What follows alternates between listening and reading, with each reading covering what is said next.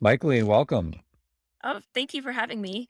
It is so great to have you. I loved your book, Hunt, Gather, Parent. It reminded me very much of the Blue Zones, except for parenting. And so let's start with the why. Talk about your personal journey hitting rock bottom, which led to this incredible book. Let's go there. Yeah, it was when my daughter Rosie, who I always want to say is an amazing kid. Like she's smart and strong and funny. I mean, she really is like incredible, almost too incredible in many ways. But she's also just like a handful. Like she's persistent and emotional and strong-willed and all those things that we like to call, really go-getter kids, right? And when she was a toddler, like two, she started having these horrible tantrums. I mean, just almost daily. And I would read books, I would read blogs, I would listen to podcasts and I would try all these things. I wanted to help her so much. But in the end, it would just end up in this big battle between me and her. And I would eventually get angry and yell at her. And then she would eventually like bite me, hit me, kick me. I mean, it was really to the point, like you said, rock bottom when there would just be mornings when I would lay in bed and I would kind of dread her waking up. It was just kind of like, stay asleep, because it was just like, I didn't know what to do at all. I really didn't know what to do. And I kind of given up. And at the same time, totally independently, NPR, the place I work for, I'm a reporter, sent me down to this little tiny village in the Yucatan, a Maya village, to do a different story about children's attention spans. And while I was down there, I was just blown away by the moms in particular. The way that the moms and a few moms and specifically like interacted with their children, I just didn't know parenting could be, to be honest, this easy. It just looks so easy. Like I said, like my parenting was like a white knuckle ride on Cat 5 Rapids. And one of the moms, Maria de Los Angeles, it was like her parenting was like we were riding on this calm, smooth river. Everything, there was no yelling, no nagging, no bickering or arguing between her and the kids. And yet the kids were really great. They were generous with each other. They were respectful to their parents and super, super helpful. One morning, her 12-year-old daughter, Maria's 12-year-old daughter, who was on spring break, woke up, walked past like at 10 or something, and walked past me and her mom in the kitchen and just started doing the dishes like voluntarily from breakfast. And I was just like, does she do that a lot? And Maria was like, she's 12 and she should know what to do by now and, not every day. And I really left there with this sense that like, okay, the problem isn't really me or Rosie. The problem is that I haven't been taught this kind of the most effective, most beneficial way to parent. And my culture hasn't taught me that. And really this book was about me and Rosie. I took Rosie with me traveling to 3 different little communities in the world to really learn this way of parenting, this calm, effective way that, like I say in the book, maximizes cooperation and really teaches kids to cooperate with you and minimizes conflict, which I think a lot of our parenting kind of maximizes conflict. So, but before we go back to the Yucatan, look, I feel your pain as a parent with the tantrum. We have a 5-year-old and a 2-year-old who's almost 3, and the 2-year-old, there were just some days where you just, "Oh, wow, she's gonna be tough." And tantrums are difficult to handle as a parent. So, how should we handle tantrums, misbehavior? Yeah. Yeah, it's a big one for me. I struggle. What was really interesting is so we went to 3 places, the Yucatan. We went back to the Yucatan. We went up to the Arctic to an Inuit fishing village, and then we went to, Tanzania to a community of hunter-gatherers, and what was remarkable is that in all of these places and over time while traveling, what I realized is that they all handle tantrums the same way, and they all do basically kind of the opposite of what I was doing and what I felt like I was being taught.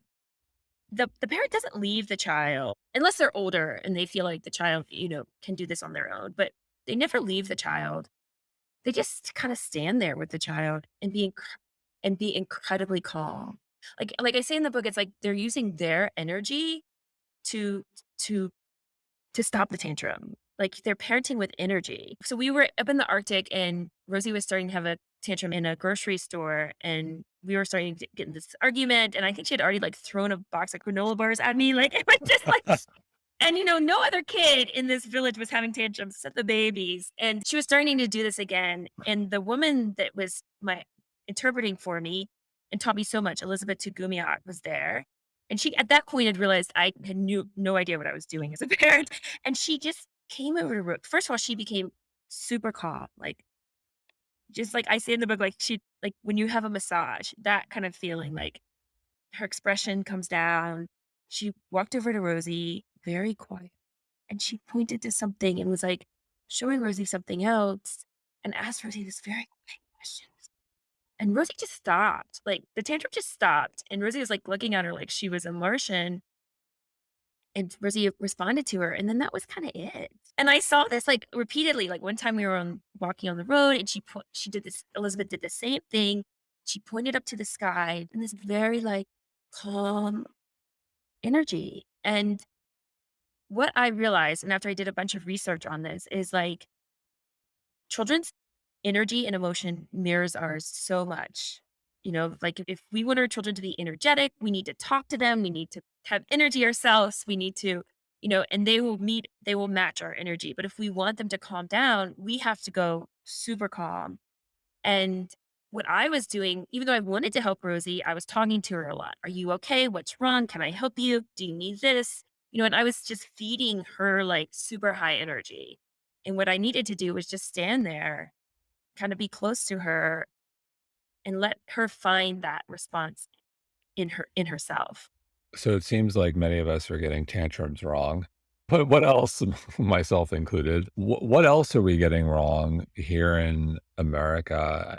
And zooming out in terms of parenting styles, you read about helicopter, you read about free range. Like, what are we getting wrong?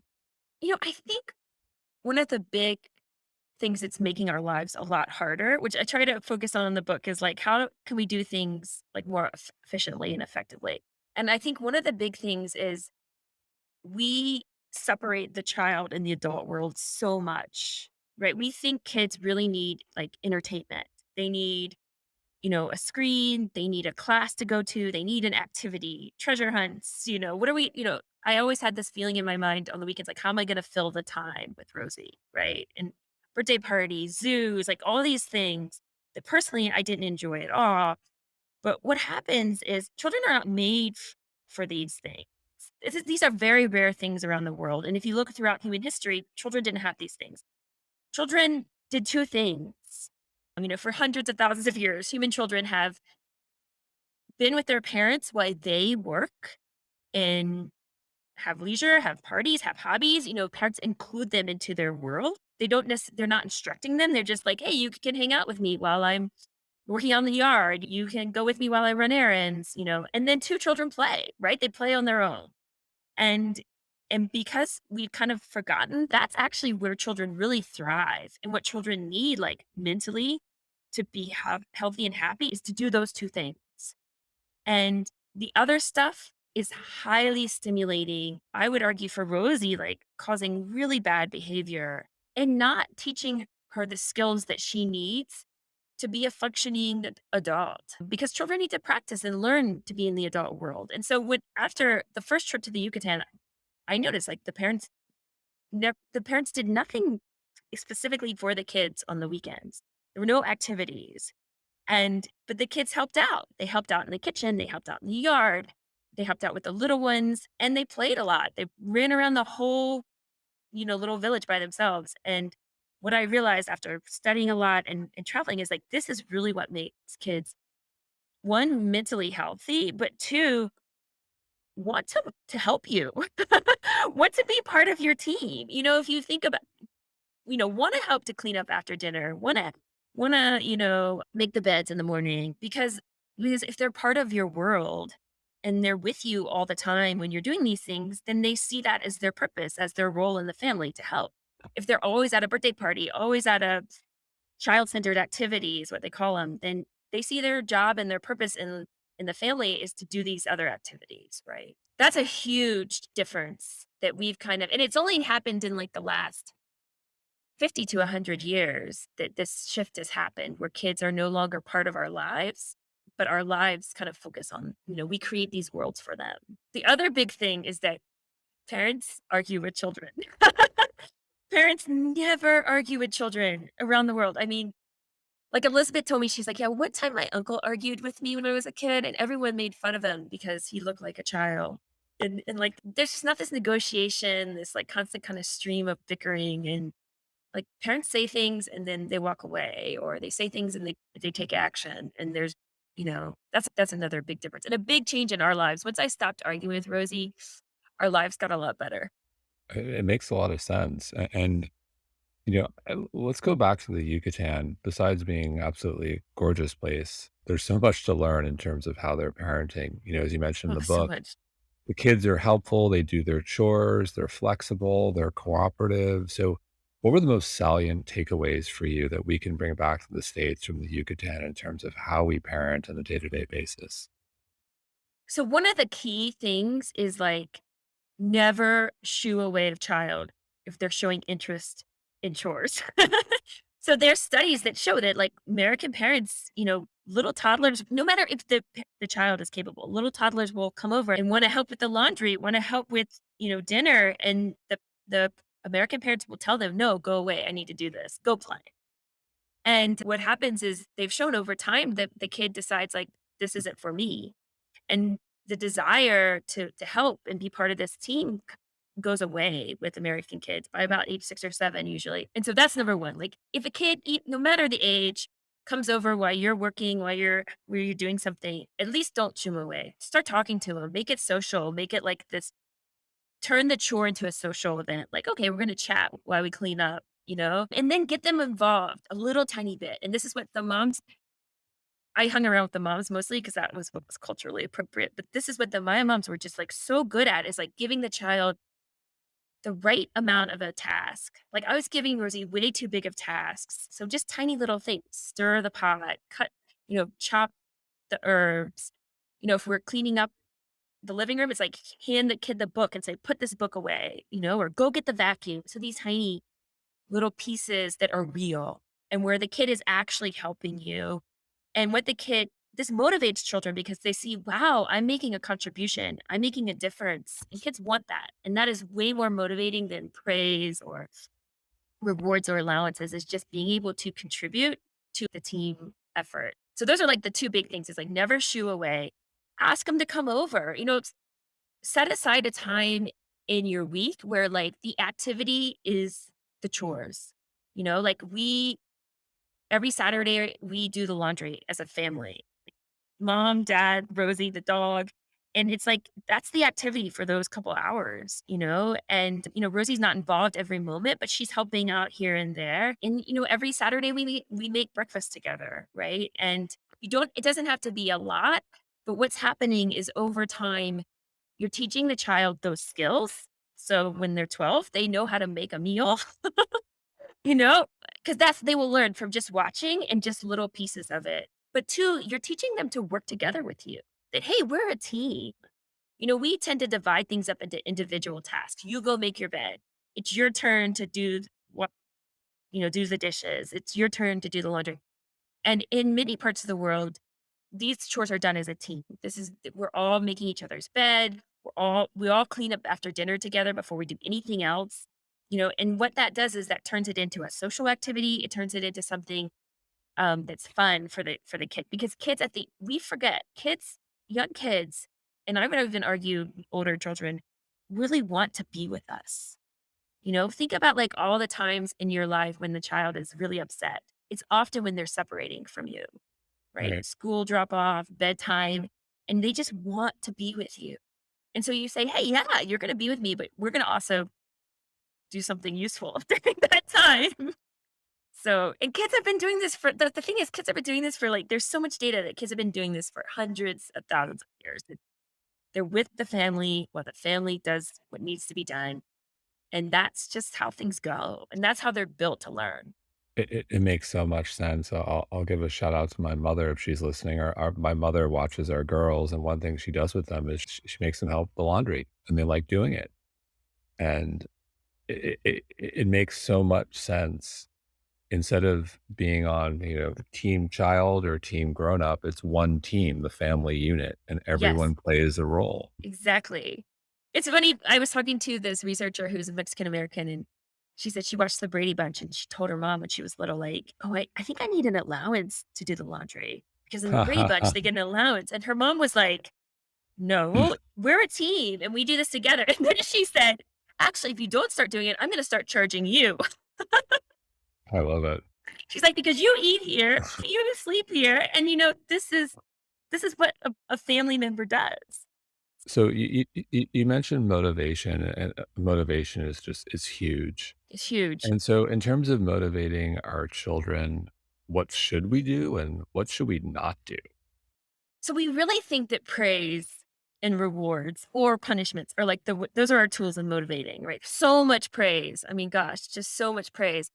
And what psychologists find is that, praise can be motivating in certain situations. It has to be kind of the amount of praise has to kind of equal the actual task for a lot of times. It's a very kind of tricky beast. You can actually really demotivate kids with praise.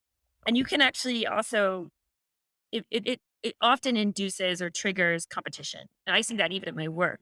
People compete for praise, but like siblings will compete for praise. So praise is not the best way to motivate a kid. Really, the way to motivate a kid is to acknowledge their contribution and see their contribution. Kids will have tiny contributions, but they will really feel them. I talk about a story in the book. I talk about a time when I was making kebabs.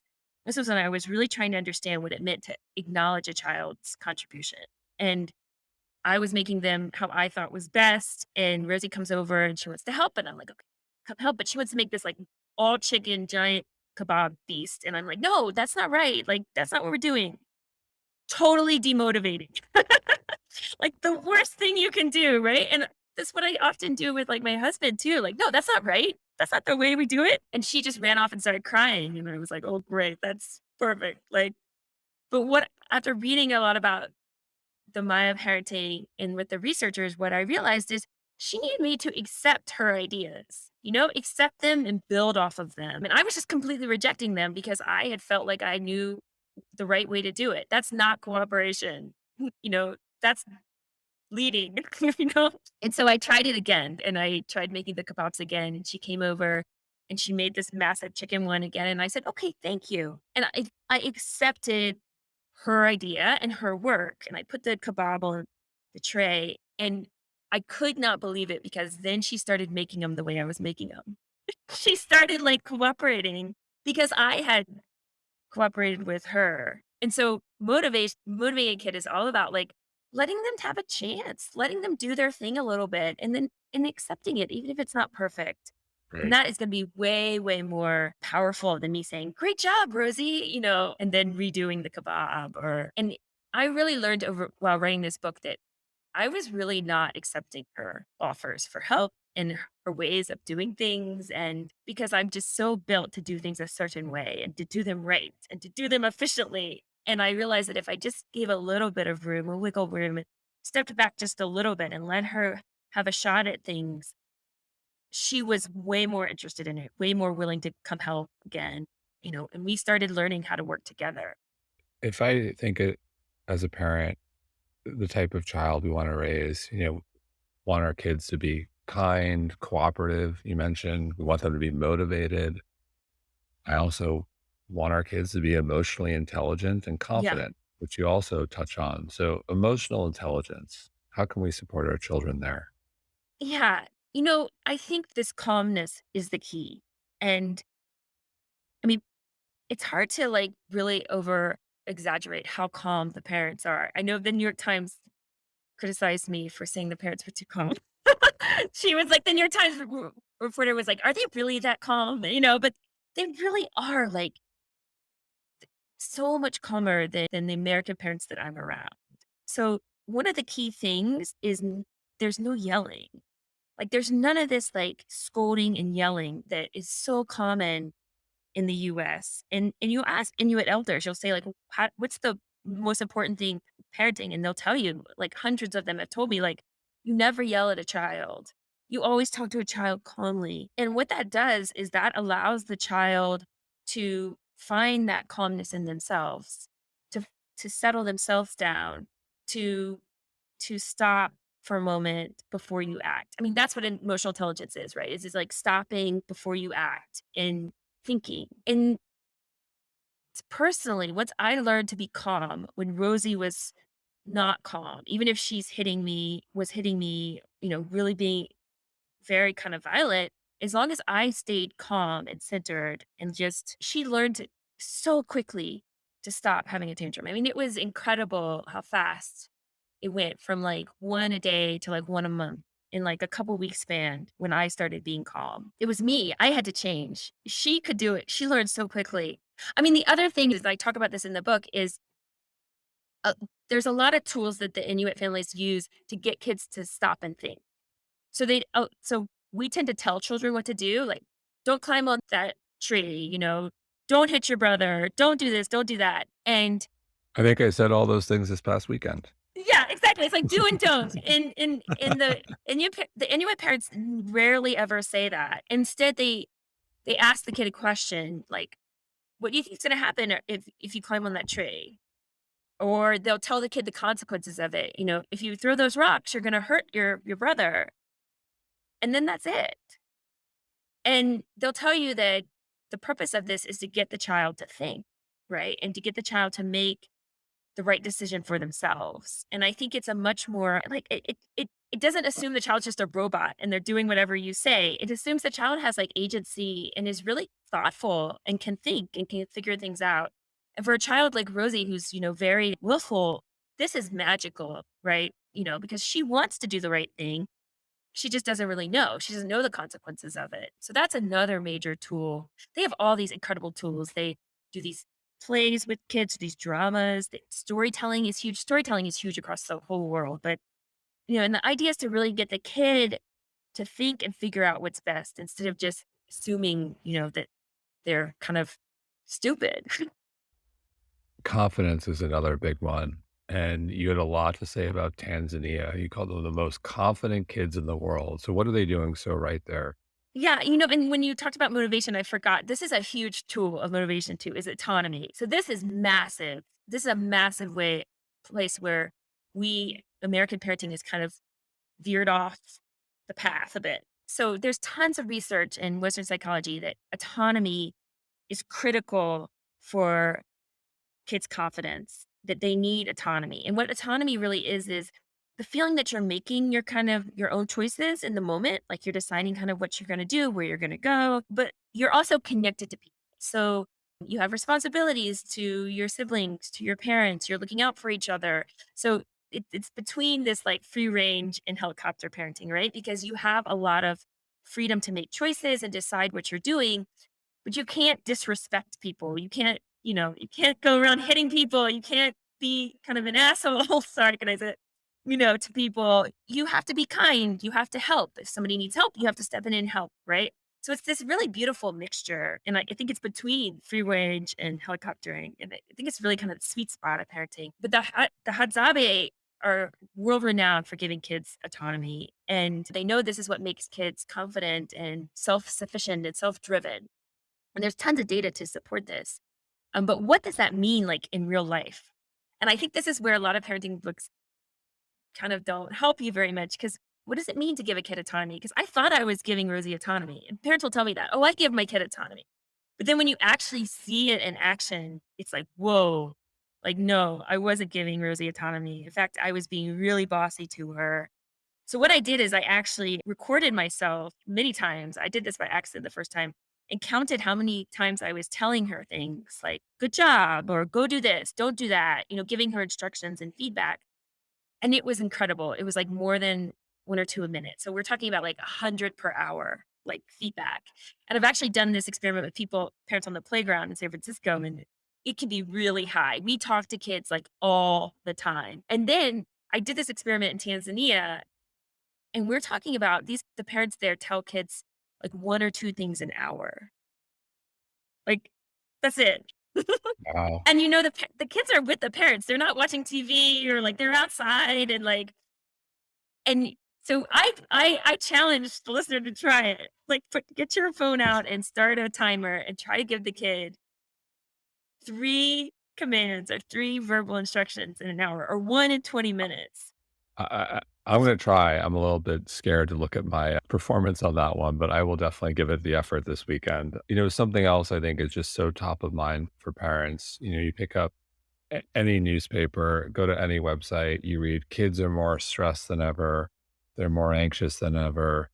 And unfortunately, so many are experiencing depression for various reasons. And I'll also go back to Tanzania on that one. They're doing such an incredible job. What are they doing so well in Tanzania to help alleviate stress and anxiety? What the first thing is autonomy. I mean, that's the thing is like we know how to fix this anxiety and stress problem. We just well, we know like kind of the high level how to fix it. There's a lot of data in Western psychology that supports like when kids feel like they don't have choices, right? They don't feel like they're deciding what they do from moment to moment. They don't feel like they have freedom. Over time, this creates enormous stress in people. And that stress can develops into anxiety and depression. I mean, like if you don't feel like you have control over your life, that's what causes anxiety, right? And American kids have very little control over their schedules. And then when they are in activities, they're being told what to do. I mean, it goes back to these commands. It sounds really silly, this experiment that I'm talking about, but it is really, I think, critical for American kids for parents to back off, and at the macro level, in terms of scheduling, kids need big chunks of time. They are deciding what to do. And then at the micro level, when you're around them, they need to move around. They need, you know, the Hatsabe, they give them this autonomy, but they're not throwing their hands up and not watching them. That's the key thing is that it seems like the kid these little kids can go around and do whatever they want, but the parents were watching them incredibly closely to make sure they're safe, to make sure they can handle the situation they're in. And then they step in when they need to, right? But the other thing that I will say that all of these communities do is that they give the kids are close to and have a very strong relationship, not just with their parents. And I think that this is something we forget. We forget that human kids are really made to be raised by like about five people. And we're talking about grandparents, cousins, neighbors, siblings, older kids in the neighborhood. But there's data that shows that if a kid just has one other adult in their life that really cares about them and the kid feels close to, it buffers them from all these mental health problems later in life. So we don't need five. We don't need a village.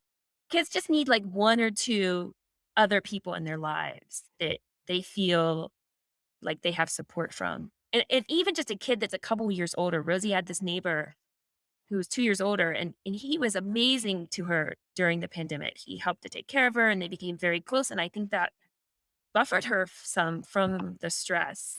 And the parents need this too, right? Because this gives the parents a break. So they're called allo parents, and they're very, very, very important in children's lives.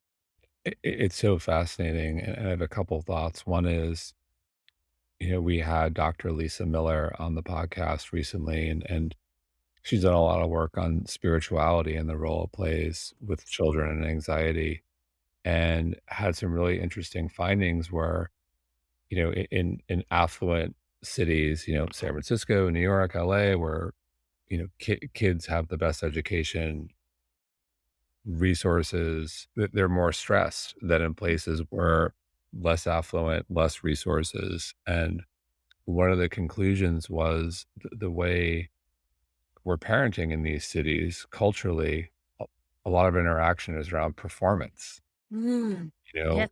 great job at school, great, you got an A, or, you scored a goal versus did you have fun? So there's an expectation where affection or love is somewhat linked to performance, which I found to be interesting.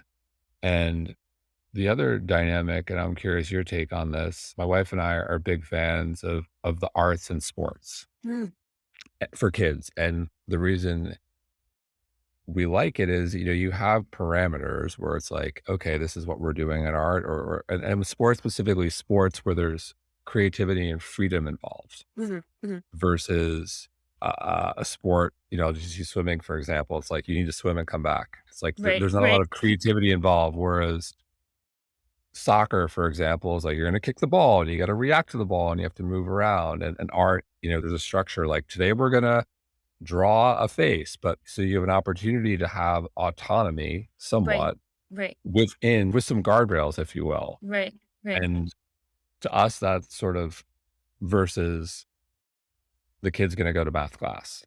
Right. Right. Major lessons. Exactly. So, like, what's your is there something to be said for that? Or are we onto something, or are we getting that wrong too? No, no, I think, I would include I think what we're kind of missing, I think absolutely, you know, every culture has some sports and kids play games and they compete, and this is a human universal. It's a way of like I think a way of, improving yourself. But I think the piece that's missing, at least in our minds, is it's the social aspect of it. So it's like, okay, did you score the goal? Is that the emphasis? Did you have fun? That could be the emphasis. But also, hey, did you work together? Did you Yeah. see how you did the pass with so and so? Or, did you enjoy being with your friends? Like I remember for me, my dad wanted me to be like a basketball star, and I was never gonna be a basketball star. But like I really enjoyed the friendships of the team, right? And for me, it was a social thing. And I think for a lot of kids, that's what they need. Right. They need these connections and these deep connections where they're interacting and working together, right? And that's where I think sports can really, but it's what do you emphasize to the child, right? Like, oh wow, I really saw you working together. Did you really enjoy being with so and so at the. And I'm actually working on a news story I'm so excited about looking at like what makes people happy around the world.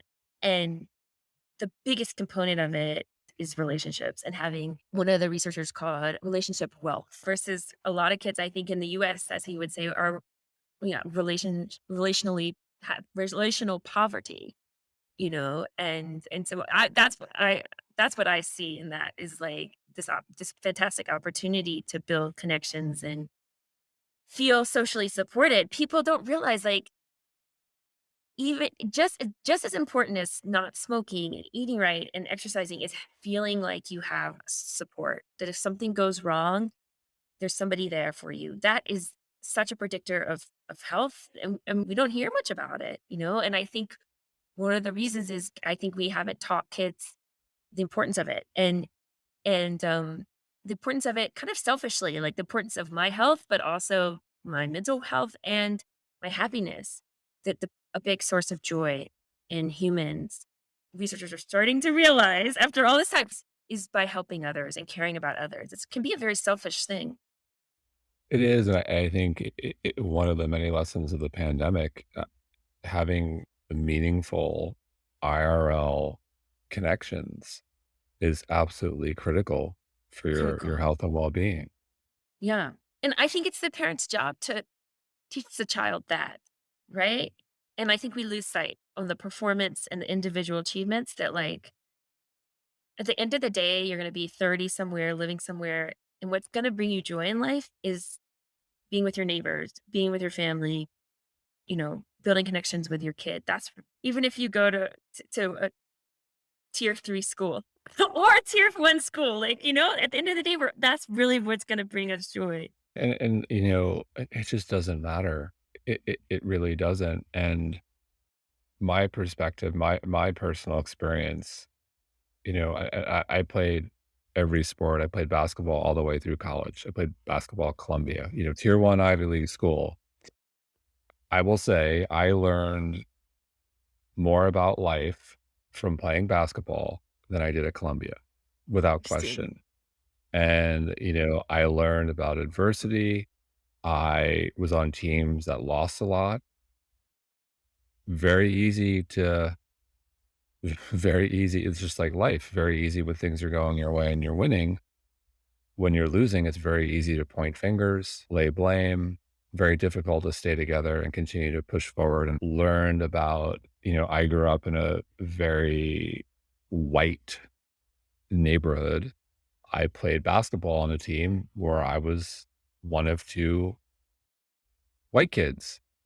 Learned very quickly about, different cultures, different communities, different socioeconomic backgrounds, different hardships very early on. And if I go back to those, life lessons, way more played much more of a significant role in who I am today and my Mm, success than Columbia.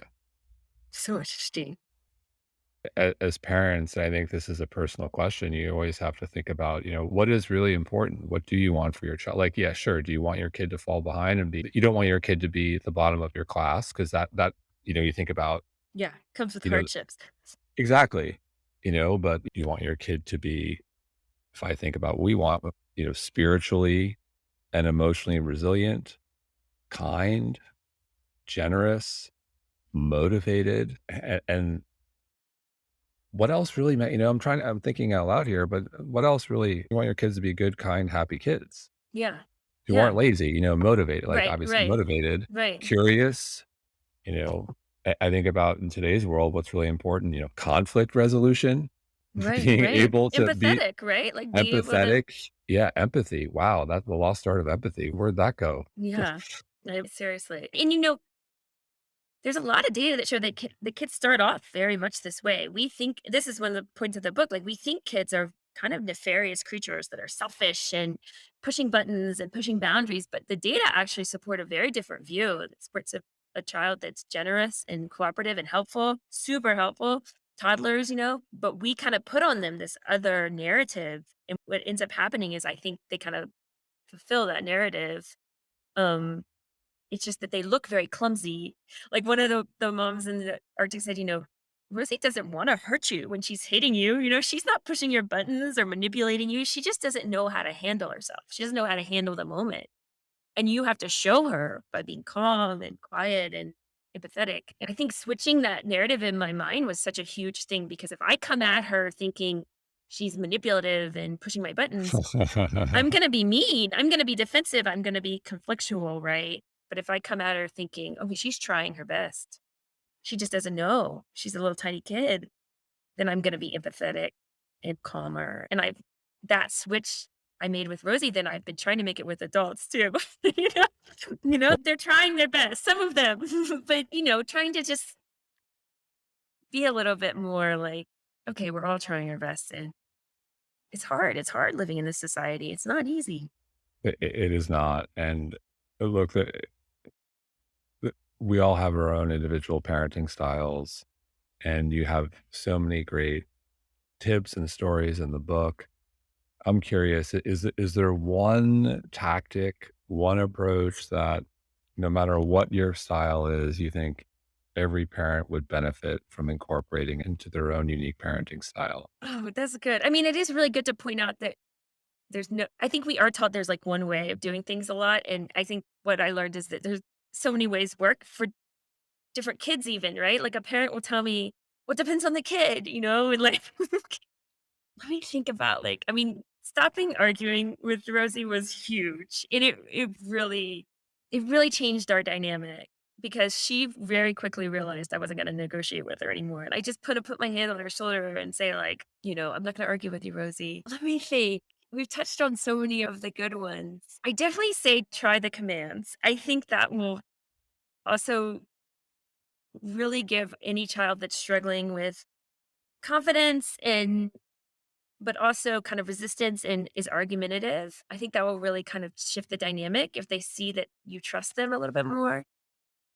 Okay, I think that's one thing that anybody can do is just to be quiet. Great advice for adults. Be quiet holds true Yeah, for a parent for those who have children and those who do not.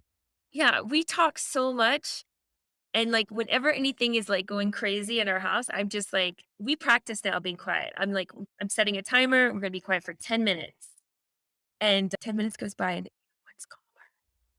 Everyone's less stressed, and we started with 10 minutes a day or even 10 minutes every couple days, and now we can go, like, 45 minutes. Wow. So, in closing, what is your hope for us parents here in America? Oh gosh. Oh my gosh. You know, I hope that the pendulum can swing a little bit from we are so focused on individual accomplishments, right? You alluded to this, like, did you score the goal? Did you get the A?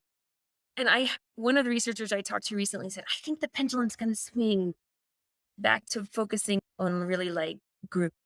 more group, like, did I help this person? Did we do this together? Because it's sad and lonely over here we're creating these kids that are kind of islands. And over here where you're working together and your accomplishment is more than you, and maybe you're lifting somebody else up. It's so much you feel so much more supported, and there's so much more joy over there. And it's hard to but that's my hope. I hope that we